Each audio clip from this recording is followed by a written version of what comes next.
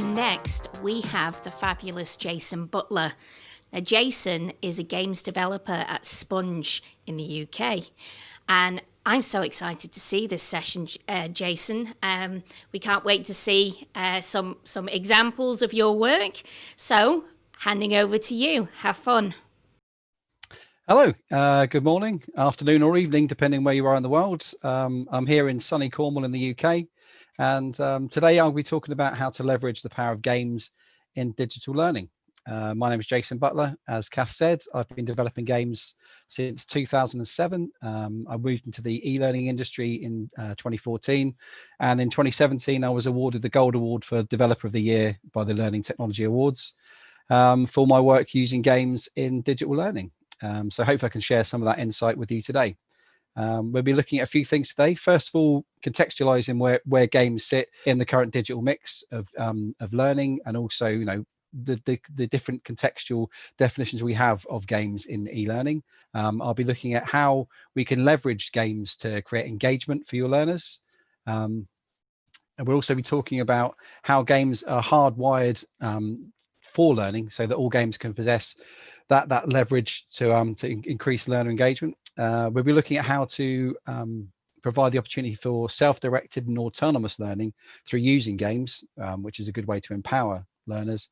And finally, I'll be showcasing a live project to show how all these different things have been put into action to create one example of how you can successfully use games with a bit of qualitative data about backing up how that worked for you.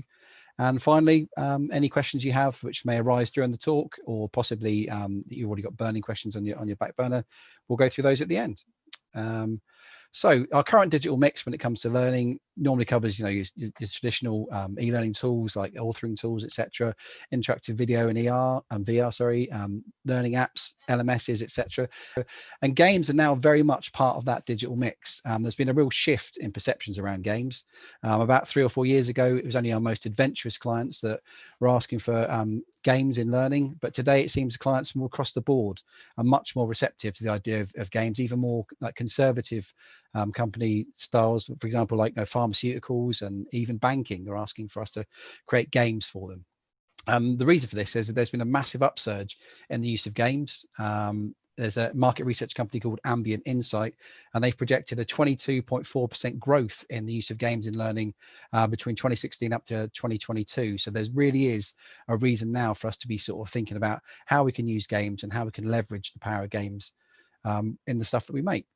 So traditionally, definitions, gamification is a word that's often been bandied around for years and years and years. But there's also a bit more of a spectrum to this. There's learning games, which is where I like to sort of position myself. And at the very end of that spectrum, which is more complex and involves a bit more expertise, is full-on simulations that we can use for learning. Now, just to give that a little bit more background, gamification you've probably seen used in LMSs, for example, to chart how people are doing as far as completions in their work, maybe awarding points and badges. So it's basically, it's really there as a motivator for behavior change and trying to up completions on certain bits of learning. Learning games themselves are a bit more complex. They make the learning happen inside a game. So it looks and feels like a self-contained game. And basically by playing the game successfully, that's how you demonstrate you understood the learning. And finally, with simulations, it's much more of a full-on 3D VR experience, usually made with Unity, etc., which is obviously much more complex and therefore more expensive. Now, I consider this like a continuum. So if you think gamification is the lower end of how much game you can put into some learning, all the way up to those really complex simulations. For example, things in nuclear bunker or working on a submarine, which you can only really do in simulations other than stick people in those places. So for us as learning designers, I think the most bang for your buck you can give to a client is this sweet spot here, which I sort of position around learning games, but nearer towards simulation, as in we'll be talking about real world scenarios, basically trying to create a boiled down version of a real world problem, whatever the learning objective is.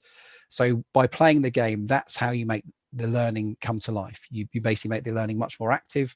And so that's where, I find you get the most the most sort of reward from and the most engagement, and without having to go like full on into VR and try and create a complex solution.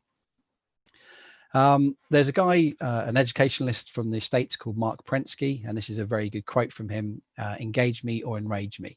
Now, he wrote this around the idea of the new generation coming through into the workplace now, which he calls digital natives.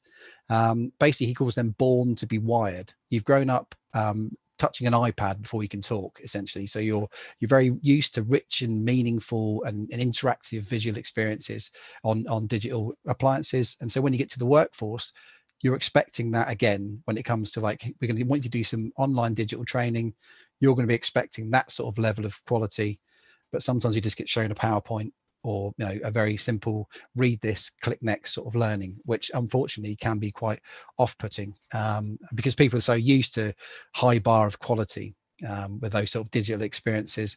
They know what makes a good game, they know what makes a good digital experience, and so if something turns out to be what we would call dry and technical, it's pretty much just a bit of business speak for boring. So we need to try and create something which will really engage our learners, and this is where games are perfect for this. Now, games, for them to create engagement with a learner, you need to challenge a learner. You can't make an easy game. The problem with making a really easy game is there's no challenge, which means I'm not interested as a player, and I'm therefore not interested as a learner if you're trying to wrap the two things together. There's a great author called Jane McGonigal, who's also a writer, a games designer, and she wrote a game book which is The Reality is Broken, and in that she brings the idea of hard fun. Now, all games have hard fun, which is when you start off, you don't really have a clue what you're doing, and the challenge is to try and understand how the game works. And while we're trying to fight our way through a game to understand how the game works to become victorious, we're in this sort of stressful state, but it's not a negative stress, it's positive, which is what this eustress means. Now, eustress is really good because it gets your learners into a state of mind where they're feeling confident because there's an achievable goal. They're optimistic they can succeed, and they're stimulated and they're alert and they're active, which is exactly what you want, which is a really receptive mind state when it comes to learning. So this is why games can be really, really powerful, and this is obviously why there is this uptake for games in the industry. Now, this guy Raf Costa, he's a very famous guy who's written many books on designing games. He's also a writer as well, and he's also a games designer. Now, his key theory is that the reason games are so addictive is not because of necessarily the aesthetics, etc. It's more about the mechanics that underlie a game. Basically, it's the learning of how to play the game, because they're probably the perfect learning tool. If you imagine they're constructed in such a way that enable us to learn, get better, and eventually succeed at a given task. So this is the player's goal. We find them enjoyable because we're mastering that game. We're understanding how it works, and we're becoming a point where we become from novice up to a complete expert at how to use that game. So if we're no longer learning during a game, if there's no challenge or nothing new that the game can teach us, then that's when players get bored and they move on to another game to begin all over again.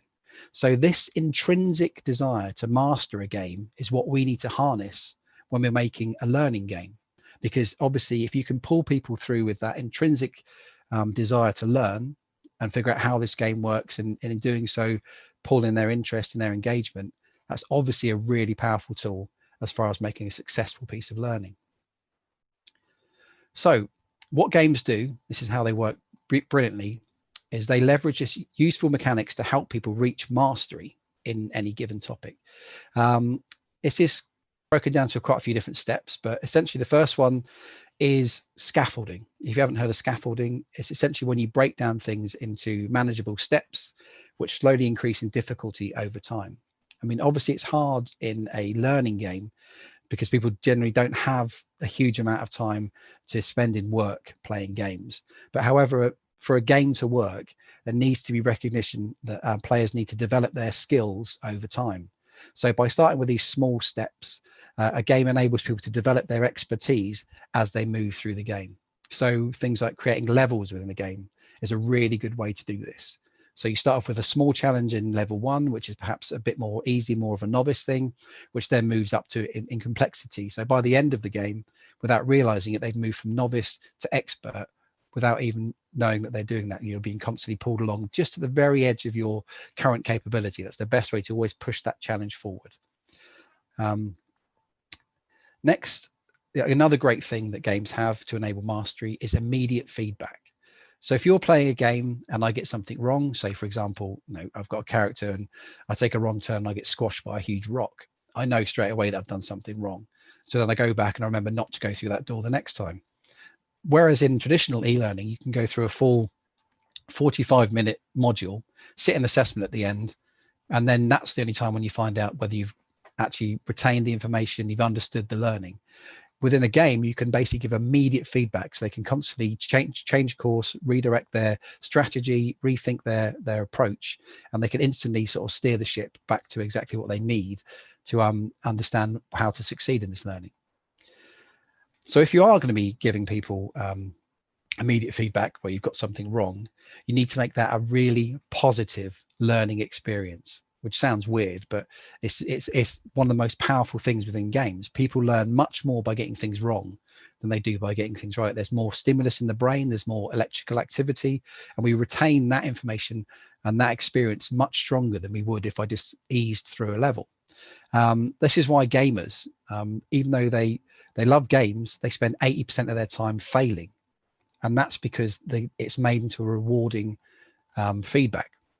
So if failure is made enjoyable, it basically keeps people excited, keeps them interested. It builds resilience and toughness, and they're able then to motivate themselves to try again, because you want to get past that particular level or that particular block that's happening in the game. So you want to try and encourage that within the learning as well. So whenever a learner makes a step wrong, you want to make this a learning teachable moment, so then they can take that forward the next time they play that game, or given the similar sort of scenario, they understand from previous experience where to go right. Games, unlike ordinary traditional digital learning, has to be made also with replayability in mind. So this allows more retention, which is an attainable goal to sort of drive towards, and it really means that practice does make perfect. The more you make this able for a player to go back and either try and better their score, or come out with a higher ranking, for example, or basically just experience more of the game. Sometimes if you put in some open-ended bits where people can experience different scenarios, you want to create that within your game, because then obviously the more people play the game, the more they retain the information. Therefore, the more they retain the information, the more they're learning, and the more actively they're learning. This is a great thing to get across the learning objectives. And also a key point with most games to help with mastery is scoring. It's the most common thing that people use to understand, if they're doing well in something. I've got a right answer, here's a point. I've got a wrong answer, I've lost a point, for example. But within games, you need to make that slightly different. You need to think more about how the scoring reflects how the player is actually learning throughout the game. So rather than thinking directly between cause and effect, you want to tie the scoring directly to the learning outcomes. If a player is demonstrating their learning, then their score should reflect that. So you need to shift the emphasis away from winning, like you would have in a traditional game. And winning and losing really have low importance. The main thing is that you need to reward the application of learning. And as you do that, you can also throw in a few little bonuses. So, for example, if there is a series of scenarios, if the player gets 5 of those right in a row, give them a bonus point, or give them some sort of big visual explosion on the screen, something that really sort of kicks off a dopamine shot. Basically, if you get something unexpected, you get a double dopamine shot, which is the chemical in your brain which releases pressure and pleasure. Sorry, it makes you feel addictive to want to go back and do it more. So essentially, you want to try and create that little burst of excitement when people get things right, especially when they're showing that they're understanding and applying the learning. And also variability. A lot of people often have leaderboards on their LMS.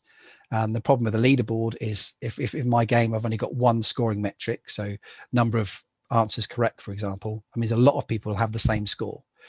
So what you want to try and do is create unique scoring in this situation. So you have a number of different variables. So for example, if it's, I've got to get 15 out of 15, if I do it a minute quicker than someone I'm playing up against, maybe my score should reflect that, to show that I'm not only understanding the content, but I'm also quick and accurate in putting my answers across. So maybe that the speed that they've taken the answer in, and also the success and how well they've done in those answers, are the two things that combine to make a unique score. And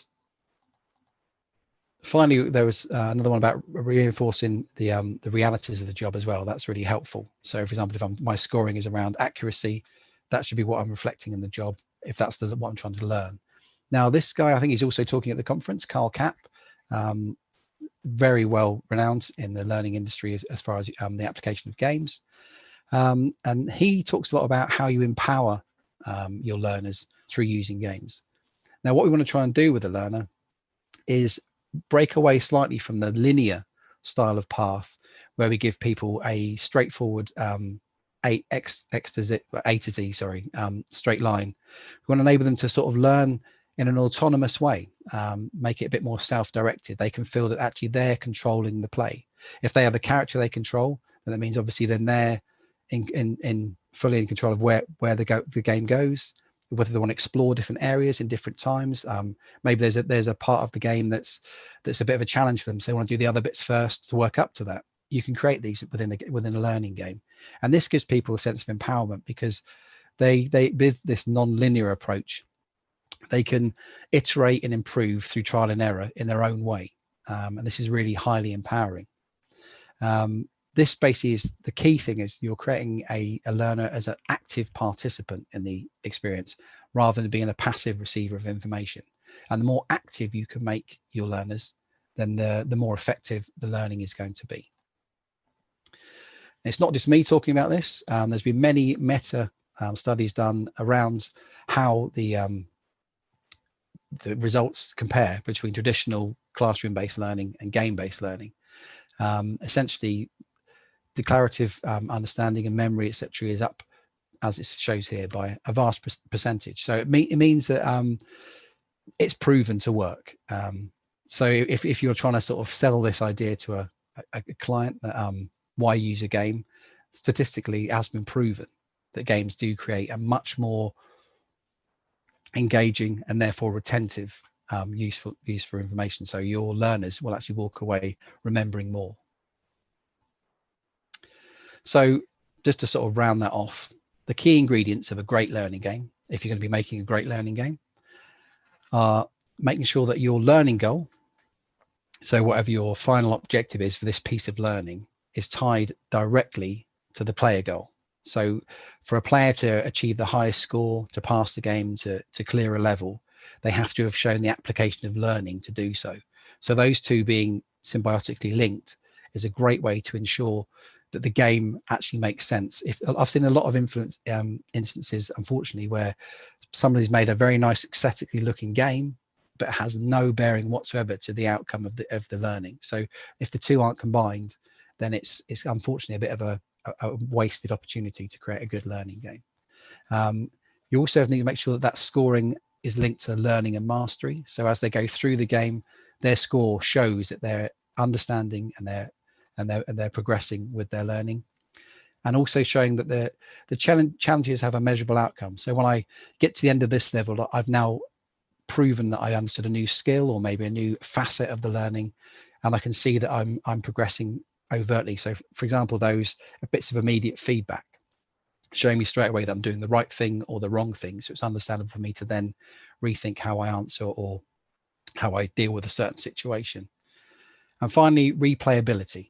That idea that a good game should always have the idea that you can come back, play the game again, and by adding, for example, if it's a question-based game, make sure that there's, say, 10 times as many questions as we'd normally get through a single bit of gameplay. So if my scenario has, say, 5 questions that I work through to become successful at the end of that scenario, when I go back and play it again, I want to be given a completely random new version of that scenario, maybe testing on another part of perhaps say the regulation or a new part of the learning that maybe it hasn't been touched upon before, just to show that this is a new, fresh experience, and also that it's testing my cognitive ability to understand outside of just memorizing answers. That's a really key point. So taking that, what we've discussed so far, the idea of the or the sort of rigmarole around a game, how can we use that to create a real world example? So this is a challenge that I was posed with. I was lead developer on this project.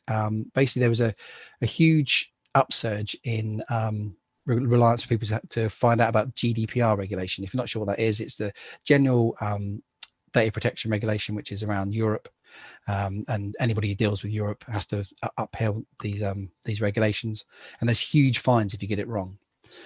So business need that we were given was a need to ensure that employees were not only compliant with these new regulations, but their behavior and their decisions were intuitive in a real world scenario. So if you're given a piece of data, you have to understand what it was, if it was safe to use, etc., and safe to share. So the people weren't necessarily understanding this. And the real strange thing was when GDPR came into force, I think less than 20% of UK companies definitely had actually any training in place. It was just purely we'll send out an email and hope for the best. Unfortunately, there were some real repercussions for that. Within the first 9 months of when this came out, there was a huge spike in data breach notifications. There was nearly 56 million euro in fines going out to different companies, and a massive increase in complaints for people mishandling data.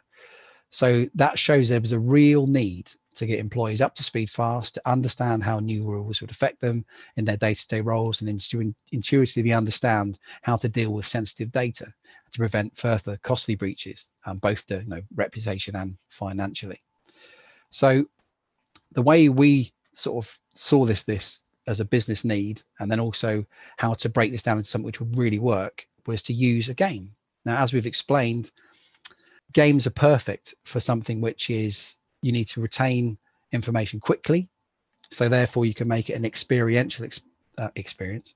But so basically they can apply the learning immediately. If you can make a game so you're understanding straight away if I'm getting this right or wrong, then you're immediately an active participant.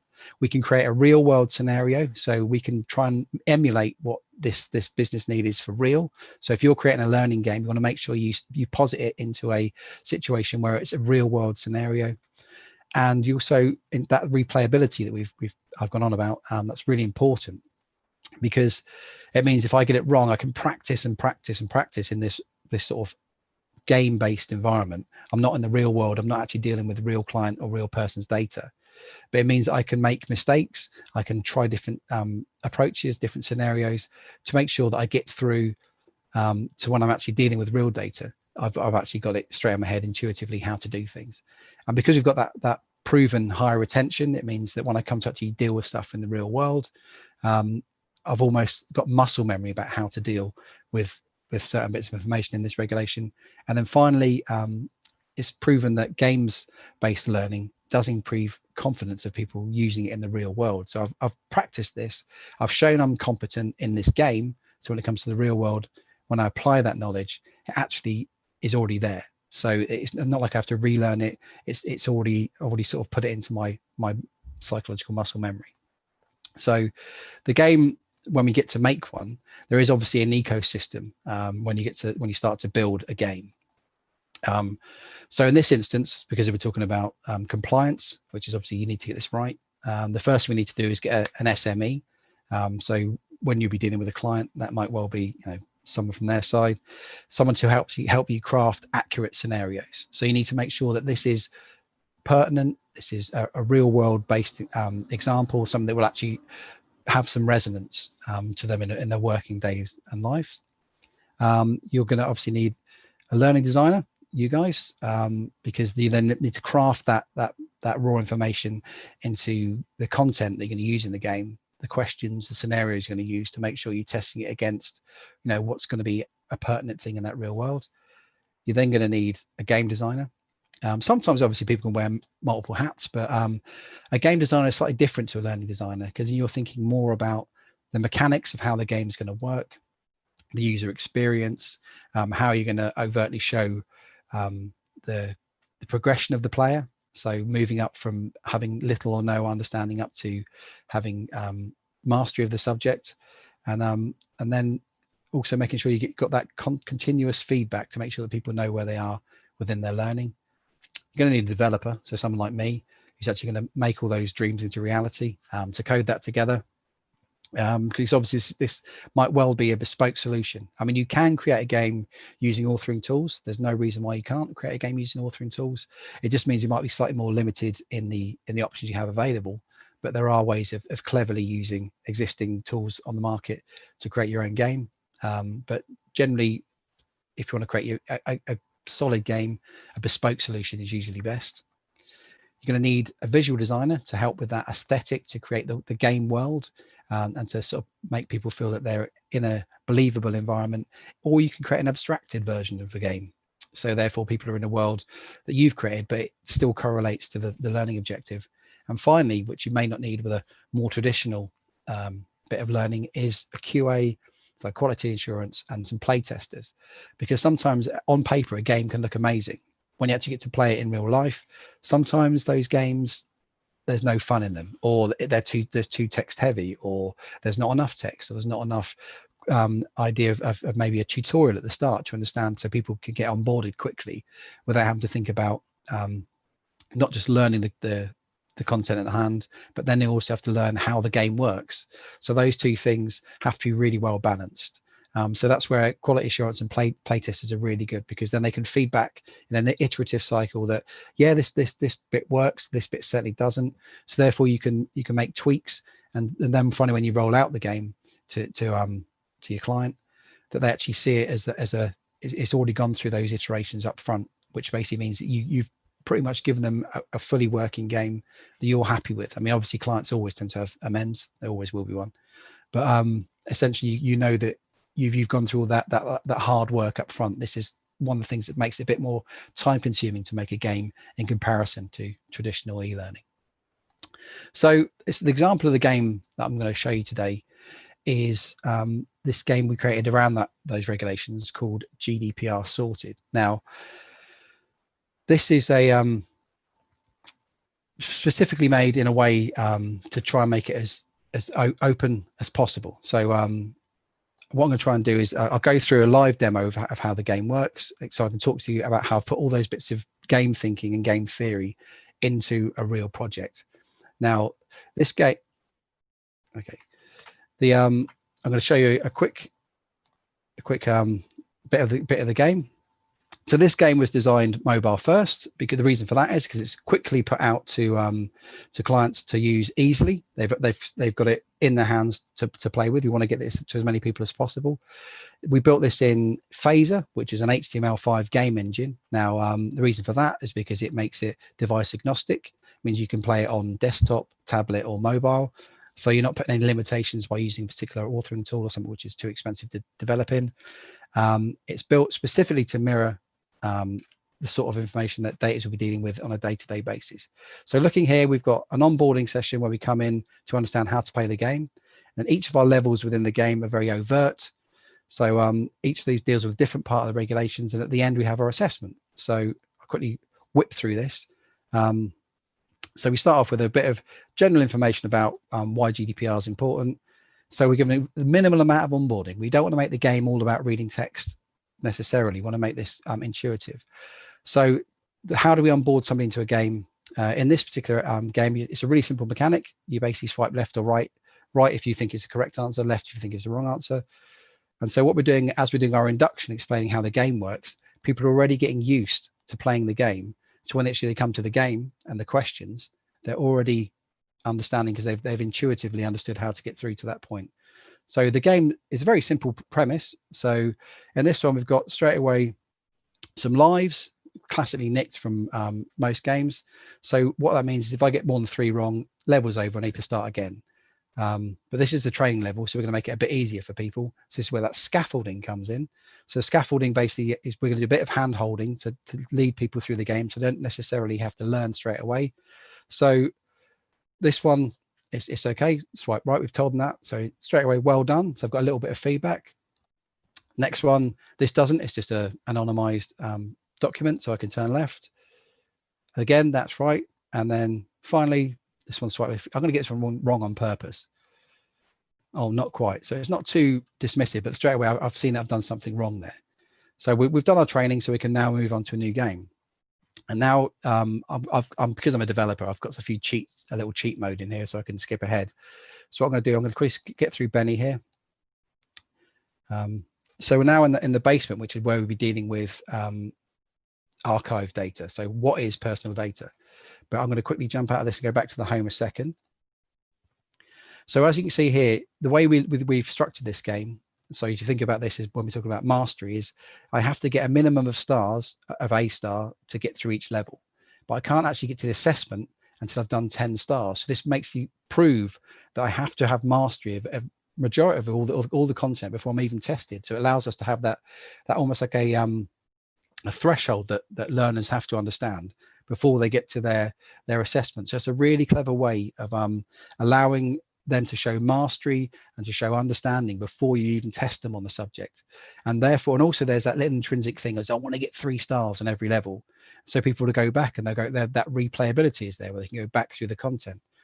So as we work our way up through these levels, answering the questions on those separate issues, what I'm going to quickly do is use my inbuilt thing. Another good thing about if you're making a game is always give yourself a back door. If you want somebody to test your game, your QA and testers, they'll hate you if you make them go through random questions over and over again. So what you want to do is make it so they instantly can jump to questions if it is broken up into levels. It also gives them the ability to test, unlocking things, the progress, etc. So I'm going to use my little cheeky unlock all levels. And so now I've unlocked all my levels and moved myself off to the top floor. So if you imagine I've been playing this game, I've aced it through all the levels, and this is I'm now at the assessment. The assessment, what that does, it pulls all the questions throughout the game. So I'm not only showing mastery in the 4 separate areas, it also means that I'm being tested on my breadth of knowledge. So if I get this wrong, I can go back and I'll see overtly on the screen, if I only got 1 star, say in the basement level, which is about data protection and what is a piece of personal data, I know I have to go back there to show mastery and improve my overt understanding of that thing. So we're trying to make it so it's as obvious as possible to the learner where they're at in the game, which is straight away conflated to where they are in their learning. And then when they get to the very top there, this is when we unlock a new version of the game. So rather than just having it as the straightforward left and right understanding how the game works, we can then create a new version of the game, which is the fun part of the game. So it's almost like this bit all up to the assessment has been just learning the content. And this is where we're actually going to test you on the game. And when we test them on the bonus level, we can do things like we play against time rather than have it as a open-minded and the people can sort of take their time over a question. They basically have a bit more of a time pressure, which is a good thing in a game, adds a bit of jeopardy, but it also means it gets them to prove their understanding really quickly. We can build up streaks, so the quicker they're answering, but also the more consistently their accuracy is. That again is rewarded because that's what we want in the real world. We want to manage time wasters. Everyone's got a chatty Cathy in their office. So essentially what this does is we're going to throw in real distractions that would happen in a real world environment. So while you're trying to answer questions quickly, somebody might come in and break your flow of concentration. You want to add that into the game as well, because that also adds a real world environment. And also you can then get that intrinsic drive to rack up a high score. So I'm going to try and get as high a score as possible, as quickly as possible. And because I'm a developer and I've cheated, I've made all the right ones green and the wrong ones red. So I can quickly smash out a quick score. So that's the right one. I can go green. So I'm imagining that I've learned all this already, but as you can see, the time is running down. So I'm in adds a bit of jeopardy, but each one I get right, it gives me a bit of time back. So I'm straight away building up a streak of good scores. I'm getting good positive feedback, which is engaging me, giving that little dopamine hit that I'm getting things right. I'm going to get one wrong just to prove that I can. So not quite, I've lost a life, which means I need to keep going because obviously the time is running out in this particular wave. I've broken it down. So I'm going to quickly get to the end of this one. Got that one wrong. Damn. But here comes chatty Cathy. But I've got an extra bonus. So that little dopamine hit for getting a few right. But I blew my streak. But what we'll do, so we'll get to the end of this one. I'll get this one wrong finally. So got it quite wrong. So I've lost all 3 lives. Final score was 570, which isn't brilliant. So when I go back to my menu, my high score was less than that. So now I want to go back and I want to make sure that I can beat this. So the proof in the pudding, that was released around GDPR. When actually was released, within the first 25,000 people that played the game, we got some really good qualitative data back. People went through this training within half an hour. It was really quick for them to onboard, and they had to show mastery to get to the completion. And the really important one was when they get to that assessment, by making it 25 questions and having 3 stars or 3 lives, if you got through with a minimum of 1 life, so you got a couple wrong, the pass rate there is 93%. So it's really showing that people are accurate and understanding what their learning is. Many people played, more than a quarter played multiple times, which is for compliance training unheard of. And then also a lot of people played it in the weekends, in their out of work hours, because we made it accessible in a sort of mobile environment, so people could do it while they're commuting, while they're sat at home, while they're making breakfast, having a play.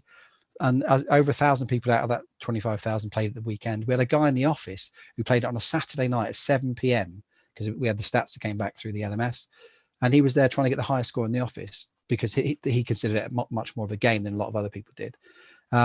So there are these people that get hooked into the game mechanic, and while doing that, obviously, then they're reiterating the learning, which means that then when they actually get shown in the real world an email or a document or a text message, which is around GDPR, they intrinsically know, oh, I've dealt with that before, I can deal with it now, which is an amazing result for a learning game.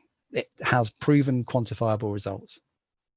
So the business benefits for this, obviously, is if you can get high participation of learners, you've got these learners after they play the game who are equipped for a real world. You've got high engagement, so people aren't turned off by a bit. So if you say you've got some compliance training and most people groan, if you say it's a compliance game, maybe they're a bit more intrigued.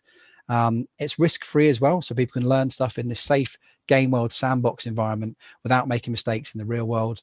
And that basically enables them to, through the higher retention you get through a game, improve their knowledge and awareness of the learning at hand. Because if they've succeeded at the game, if it's been well designed, then it also means that then they're succeeding at the learning. And for the learner themselves, rather than traditional learning, it means it's much more fun, much more enjoyable. You can make it much more relevant and contextual, so you can really hone in on the particular learning skill that you want. You can make it empowered and self-directed. So as they're understanding their own way through the game, they're picking their own path sometimes. This enables them to learn at their own pace and to feel autonomous. And basically, rather than just being a passive observer, they're much more active. And also, it's a great safe space to practice. If you're losing 3 lives straight away all the time as you're playing this game, then you need, you can go back and do it. But also, you're doing it in a sandbox, which means you're not actually affecting people in the real world. And if we can make it so, as with this example, you overtly show the mastery and progress, so they can't move from level to level until they've got a bit of mastery. And as they progress onwards, it's really obvious how well they're doing in each level, how well they're doing in each section of the learning. And this is a really powerful tool for them as well, to as a driver to go back and ensure they're upskilling themselves in the right area. So that was a lot of talking.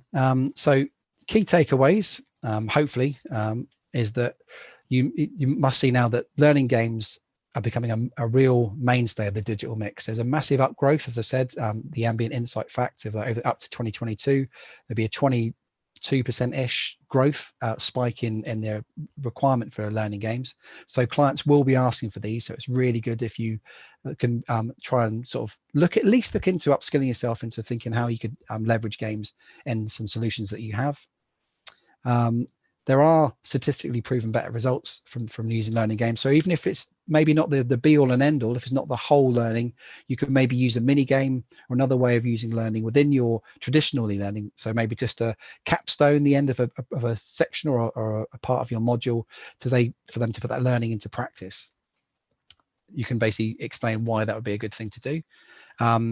With using a game, because obviously we're leveraging those game mechanics, we're helping to develop engagement, mastery and empowerment for our learners, which is really powerful, because obviously then that means the learning is going to be more successful, which means qualitatively the data that comes out the other end is better. Games can also be used to support a wide range of challenges. Obviously we looked at compliance in this example, but if you imagine you could do a scenario-based game around soft skills, you could look at health and safety and have really good fun with squashing people if they get things wrong. Done that before. And it's not limited to perhaps procedure. You can think about behavioral change as well. A lot of games can work in different ways. If you want to, for example, look at accuracy in a game, if you're a surgeon, you could create a game that's about being really accurate, because obviously that's quite important if you're a surgeon. But the main thing is, whenever you're making a game, you have to make sure that you align the learning goals to the game goals, because that's really how you maximize success. Because if those two are combined, you can create a really powerful learning tool where people practice the knowledge required and come out with definite success at the end of that. And finally, try to make sure that you make your games challenging. People learn more through failure. So if you imagine an axis, which is difficulty and player ability, you always want to be pushing it along at the very top end of their ability, level by level. So if they come up as a complete novice, still make it challenging. And when they've proven they can beat that level, take that level of complexity and just ramp up a little bit. And then as they're trying to defeat each challenge in the game, and therefore this line of mastery, without knowing it, by the end of the game, they've moved from knowing zero or next to zero about a subject up to have this expert knowledge. And that's really important, because games automatically pull people in to do that. So fingers crossed that was all made sense, but obviously there's hopefully going to be some questions. And if there are, I'm happy to hear them. So hopefully that all made sense. And if there are any questions, please let me know. Hi, Jason. Hannah here, voice of the audience. We've only got a minute left, so I'm just going to ask one question. Emma wants to know, are game solutions always more expensive? They can be, but also it depends on the complexity, as I've shown at the very start, between gamification all the way up to a full-on VR simulation, for example.